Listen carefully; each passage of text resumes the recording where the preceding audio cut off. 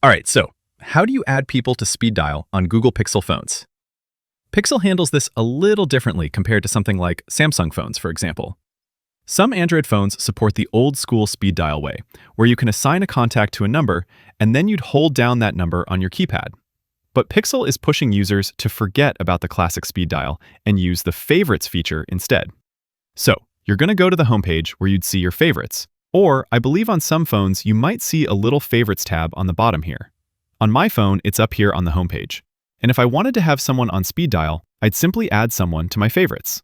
Just tap the Add button and pick who you'd want to have saved to your favorites. Any favorites you add, they'll go up there. So then, anytime you want to speed dial, so to speak, you just go to the phone app, find someone in your favorites, and tap their number to call them. So that is how you speed dial on Pixel. Click that like button if this video helped you, and subscribe for more easy guides like this. Thanks all, until next time.